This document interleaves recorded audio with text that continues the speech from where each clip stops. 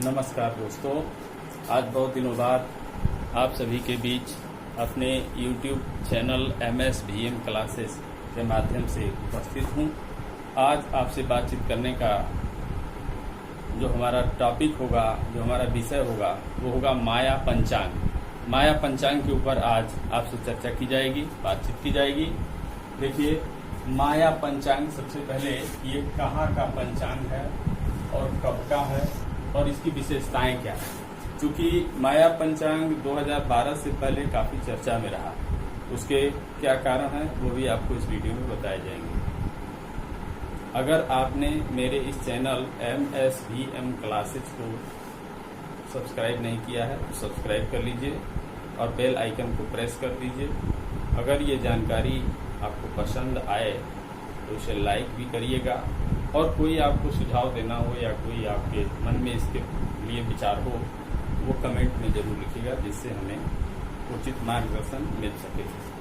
तो चलिए अब शुरुआत करते हैं। माया पंचांग जैसा कि नाम से ही पता चल रहा है, इसमें जो माया शब्द आया है ये माया सभ्यता से आया है। माया सभ्यता एक बहुत ही प्रतिष्ठित और दुनिया की जो तमाम सभ्यताएं हैं उनमें एक उच्च स्थान रखती है। ये सभ्यता लैटिन अमेरिका की सभ्यता है। लैटिन अमेरिका जो आज के देश दक्षिणी अमेरिका और मध्य अमेरिका के हैं, वो भूभाग लैटिन अमेरिका के नाम से जाना जाता है। ये माया सभ्यता जो है ये 500 ईस्वी पूर्व से 1000 ईस्वी तक ये रही। 5000 ईस्वी पूर्व से 1000 ईस्वी तक ये सभ्यता अस्तित्व में रही, जिसमें 300 ईस्वी से लेकर 900 ईस्वी तक, 300 ईस्वी से 900 ईस्वी तक इसका उत्कर्ष काल था। 900 ईस्वी तक ये काफी अपने उत्कर्ष की अवस्था पर रही। इसका जो विकास का क्रम था उसमें उच्चतम विकास इसका इस समयांतर में हुआ। 300 ईस्वी से 900 ईस्वी के बीच हुआ। ये सभ्यता आज का जो दक्षिण पूर्व मैक्सिको है, बेलीज है, इन और आसपास के होंडुरास जैसे देशों में फैली हुई थी। अब हम बात करते हैं इस सभ्यता में मुख्य जो हमारा बिंदु था माया कैलेंडर का। तो कैलेंडर की बात करते हैं। माया कैलेंडर, वैसे तो माया सभ्यता में 3 प्रकार के कैलेंडर हुए। 3 प्रकार के हैं कैलेंडर, 3 प्रकार के पंचांग इनके हैं।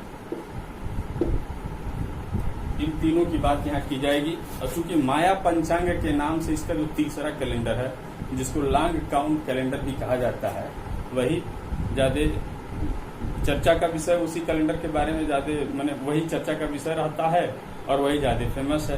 क्योंकि इसकी गणना बड़ी सटीक है, उस समय के हिसाब से देखा जाए तो बड़ी अच्छी गणना और सटीक गणना इसकी है। तो सबसे पहले हम इसके पहले कैलेंडर की बात कर लेते हैं। पहला इसका जो कैलेंडर था वो था हाफ। ये हाफ कैलेंडर जो था, इसमें अवधियां होती थी 18 अवधि होती थी। 18 अवधि का ये कैलेंडर था। एक अवधि में 20 दिन होते थे और 5 इसमें ऐसे दिन होते थे, इसमें 5 दिन इस तरह के होते थे। 5 दिन युवा एव, उस भाषा में इसको युवा एव कहा गया है। मतलब ये अवकाश का दिन था या अतिरिक्त दिन था, उसको जोड़ करके उनका 1 वर्ष पूरा होता था। 1 टून उनका पूरा होता था।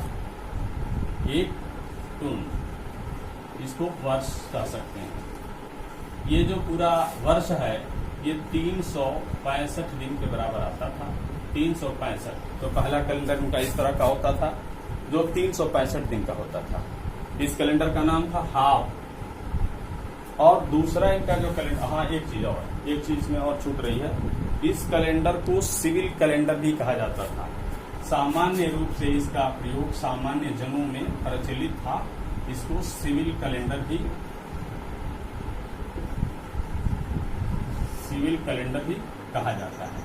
तो माया सभ्यता का सिविल कैलेंडर ये है, जिसका नाम है हाफ। अब आते हैं दूसरे कैलेंडर के बारे में। इनका जो दूसरा कैलेंडर था माया सभ्यता का, उसको कहते थे जोल्किन। ये इनका जोल्किन कैलेंडर जो था, ये कैलेंडर या जोल्किन जो पंचांग इनका था, ये 260 दिनों का होता था, 260 दिनों का। और सामान्य जन में ये कैलेंडर उतना ज्यादा प्रचलित नहीं था। इस कैलेंडर को डिवाइन कैलेंडर भी कहा जाता है। ये डिवाइन कैलेंडर था। डिवाइन कैलेंडर 260 दिन का होता था। इसकी गणना सामान्य लोगों के बीच ज्यादा प्रचलित नहीं थी, और सामान्य लोगों के बीच ये कैलेंडर ज्यादा प्रचलित नहीं था। नाम से ही पता चल रहा है डिवाइन कैलेंडर इसको कहा जा रहा है। तो इसका उपयोग ऐसे ही कार्यों में किया जाता था। अब तीसरा जो इनका सबसे फेमस चर्चित कैलेंडर है, तीसरा कैलेंडर, इनको कहा जाता है लॉन्ग काउंट। ये लॉन्ग काउंट कैलेंडर होते थे। लॉन्ग काउंट कैलेंडर जैसा कि हाफ कैलेंडर है, इसी के तरह के होते थे। लॉन्ग काउंट कैलेंडर में क्या होता था, इस कैलेंडर के अंदर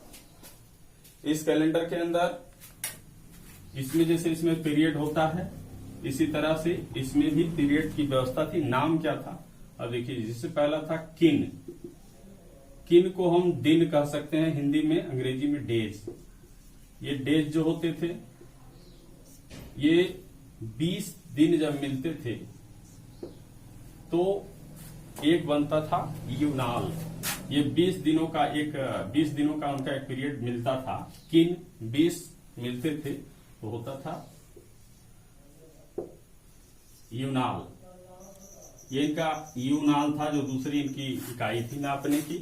और फिर वही चीज 5 युवा एप इसमें प्लस हो जाते थे। 5 दिन जो है ये इसमें मिल जाते थे। तो ये कैलेंडर भी हो जाता था 365 दिनों का। अब इस कैलेंडर की और भी बहुत सी विशेषताएं थी। अब ये कैलेंडर जैसा कि हाफ से मिलता जुलता है, लेकिन इसमें एक जो सबसे बड़ी विशेषता थी वो क्या थी, इनके गणना करने की जो इनकी इकाइयां थी कैलेंडर में, वो और भी थी। अब जैसे एक 365 जो था, 365 दिनों का उनका एक वर्ष पूरा होता था। इस एक वर्ष को टून कहा जाता था। और ये 20 बार जब बीतता था तो हो जाता था एक कार्टून। 20 सालों की गणना के लिए, 20 वर्षों की गणना के लिए उन्होंने कार्टून एक बनाया था, जो दूसरी उनकी इकाई थी। इसके बाद एक और इसमें चीज थी। वैसे तो इसमें कई चीजें थी, 9 अवधियां कुल इसमें हैं, लेकिन यहाँ पे जो बहुत आवश्यक है उनको ही यहाँ पे दिया जा रहा है। कार्टून के बाद एक होता था जो 52 वर्ष, अगर ये 52 वर्षों का काल बीतता था तो हर 52 वर्ष पे उनका पूरा हो जाता था ग्रेट साइकिल। Great cycle. अब ये ग्रेट साइकिल से ही पूरे समय की गणना होती थी कि कब से दुनिया उनके अनुसार अस्तित्व में है। जैसा उनकी गणना थी, ये दुनिया कब से अस्तित्व में है, इसके लिए उन्होंने ग्रेट साइकिल बनाया था। उनका अनुमान था कि 3111 ईस्वी पूर्व, 3111 ईस्वी पूर्व ये जो माया बस्तियां हैं या माया सभ्यता है, या उनका मानना था कि यहां से शुरुआत हुई है, मानव सभ्यता की शुरुआत यहां से हुई है।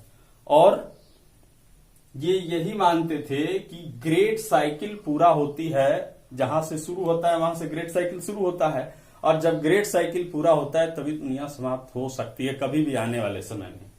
ये सारा जो कैलेंडर इनका बना था वो चित्रलिपि में बना था, जो उनकी एक बहुत बड़ी विशेषता थी।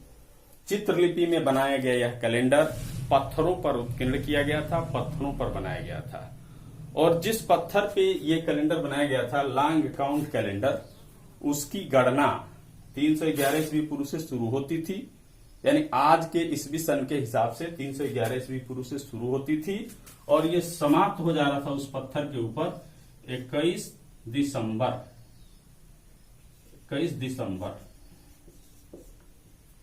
2022 2012, 21 दिसंबर 2012। अब ये एक ऐसा डेट है, एक ऐसा दिनांक है जो काफी अफवाहों से हो करके गुजरा है, और इस दिन को लोग ये मानने लगे कि दुनिया समाप्त हो जाएगी।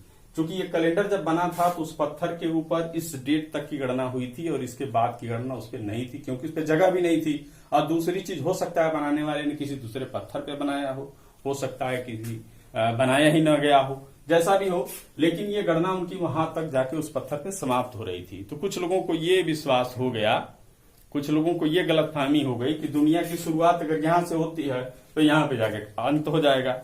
और इसी बात को लेकर तमाम बॉलीवुड में, हॉलीवुड में फिल्में भी बनी, और बहुत से अफवाह इसमें फैलाए गए, लोगों द्वारा गलत जानकारी दी गई।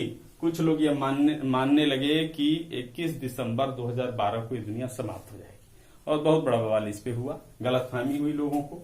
इसलिए भी यह कैलेंडर काफी चर्चित है। दुनिया का एकमात्र ऐसा कैलेंडर था जिसने गणना का अपना जो रखा था, सूत्र उनका था, वो इस डेट को समाप्त हो रहा था, 21 दिसंबर को 2012 में समाप्त हो रहा था। बाकी दुनिया के कैलेंडर ऐसा नहीं कह रहे थे। तो सिर्फ एक कैलेंडर के कह देने पर यह मान लेना कि दुनिया समाप्त हो जाएगी, ये कोई बहुत तार्किक बात नहीं, बहुत बुद्धिमानी नहीं है। इसलिए ये कोई अपने आप में सिद्ध बात नहीं थी, कोई बहुत तार्किक बात न होने की वजह से इसको मानने का कोई सवाल ही नहीं है।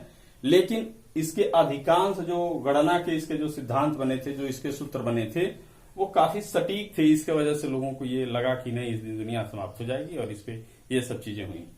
बाकी माया सभ्यता के बारे में और भी चीजें, जो माया सभ्यता की विशेषताएं हैं, माया सभ्यता में और क्या उसकी विशेषताएं रही जिसकी वजह से माया सभ्यता प्राचीन सभ्यताओं की श्रेणी में खड़ी हो सकी, ये सारी चीजें अलग अलग वीडियो में बताई जाएंगी, उसकी अलग अलग विशेषताएं जो हैं। अब हम उम्मीद करते हैं कि आपको ये बातें समझ में आई होंगी। अगर समझ में आई होंगी तो इस वीडियो को लाइक कर दीजिएगा, कोई सुझाव हो तो कमेंट जरूर करिएगा, और अगर आप इस चैनल पे नए हैं तो हमारे चैनल MSVM क्लासेज को सब्सक्राइब कर बेल आइकन प्रेस कर दीजिएगा। जय हिंद, नमस्कार।